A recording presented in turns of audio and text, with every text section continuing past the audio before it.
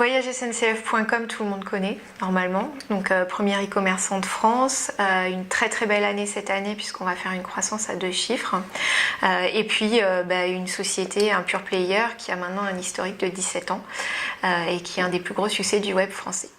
Une date clé qui va arriver pour nous début décembre, qui va être le changement de marque.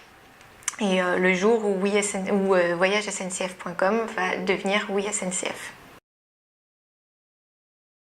VoyageSNCF.com, c'est 14 millions de visiteurs uniques par mois, 15 millions de téléchargements, premier e-commerçant de France.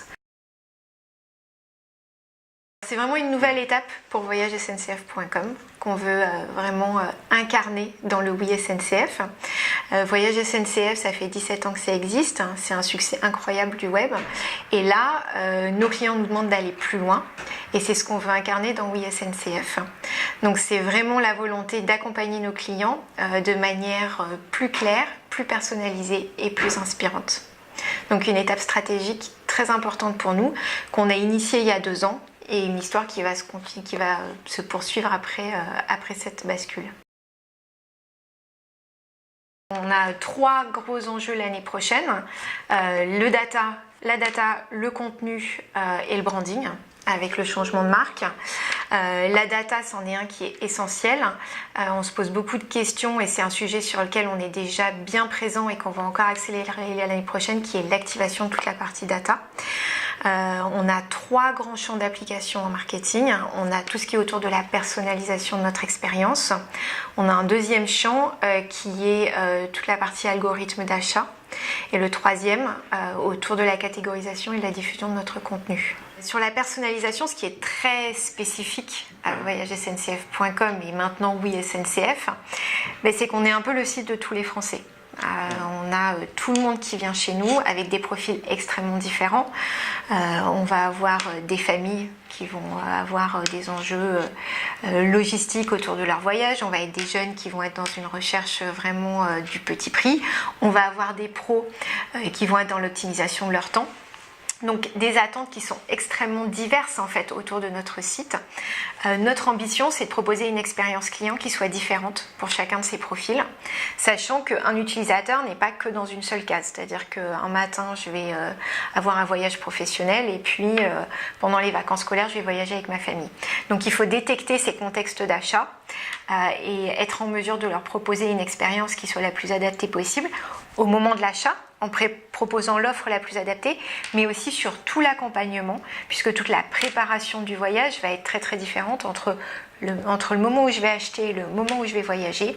Je vais avoir un parcours, et ce parcours, il va être très différent selon mon contexte de voyage. Et notre enjeu avec WeSNCF, c'est d'accompagner nos clients à chaque étape de ce voyage-là. Historiquement, VSC s'est mis très tôt sur les sujets de la data. C'est vraiment dans notre ADN, puisque notre métier, c'est de prendre des offres transporteurs, des prix, de les combiner de la manière la plus efficace possible. Donc c'est vraiment... VSC s'est construit sur de la data. On est arrivé très tôt sur les sujets data client, puis sur les sujets big data, il y a 3 ans de ça. Et aujourd'hui, on a des équipes qui sont extrêmement structurées sur le sujet. L'enjeu de l'année prochaine, ça va être d'accélérer sur ces sujets, vraiment sur la partie industrialisation et activation. Et donc d'arriver à activer notre data de manière cohérente sur l'ensemble des points de contact. Et puis ça va être de travailler sur la partie algorithme d'achat. On sait que là-dessus il y a énormément d'efficacité à aller chercher en plus sur nos investissements. Ça va être de voir par exemple sur l'acquisition, est-ce qu'on peut aller enrichir les algorithmes d'achat qu'on utilise pour être encore plus pertinent en intégrant nous notre connaissance client. Notre enjeu, c'est d'arriver à développer plus de contenu, arriver à l'activer de la manière la plus efficace possible pour arriver à être présent extrêmement tôt dans les processus d'achat de nos clients, à être présent dès la phase d'inspiration. Notre objectif, c'est d'avoir l'expérience d'achat la plus cohérente possible entre les devices, mais la plus cohérente aussi entre les spécificités de chaque canal de contact. L'application, par exemple, on dit souvent en interne que ça doit être L'expérience d'achat doit être un vrai toboggan, donc quelque chose d'extrêmement simple et d'extrêmement fluide. C'est un device qui est très utilisé par exemple par nos clients pros. Ces clients pros, ils sont en recherche vraiment d'optimisation très forte. Une des spécificités aussi du mobile, en fait, c'est toute la phase d'accompagnement justement post-achat jusqu'au voyage. C'est un device qui est extrêmement pertinent en mobilité. Et donc le canal mobile accompagne nos clients à chaque étape de leur voyage jusqu'à l'arrivée dans le train.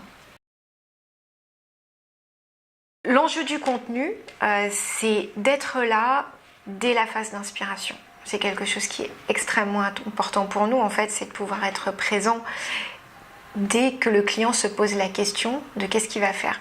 Ce qu'il faut bien comprendre, c'est que le voyage, c'est pas un mode de transport. Le voyage, c'est une destination.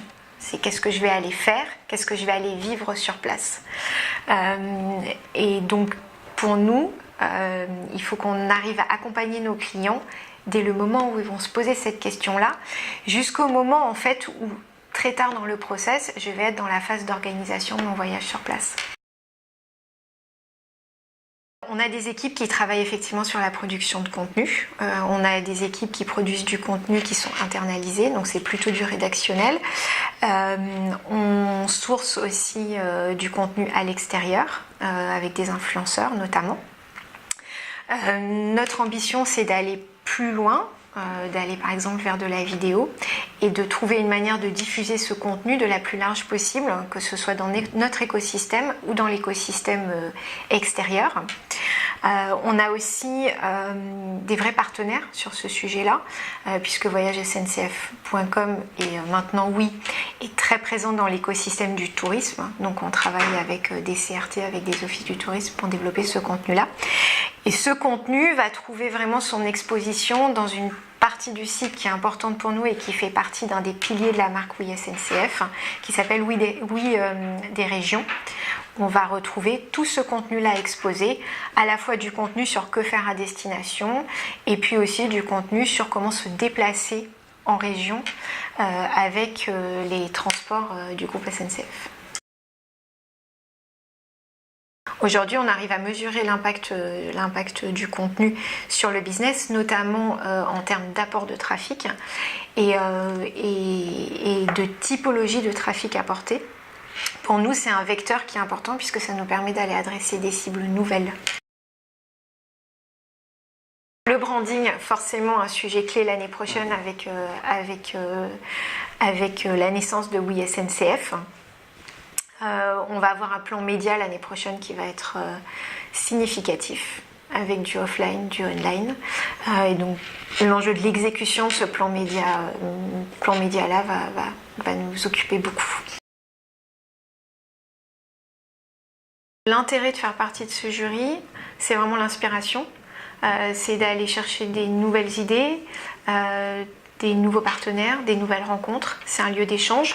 Ce que je trouve particulièrement intéressant dans la Nuit des Rois, c'est ce côté extrêmement transverse des sujets qu'on va voir. Donc c'est vraiment l'occasion d'aller chercher des nouvelles idées, de partager, d'échanger, rencontrer des personnes nouvelles et éventuellement faire émerger des idées qui pourraient nous inspirer pour des projets à venir. Candidater à la Nuit des Rois.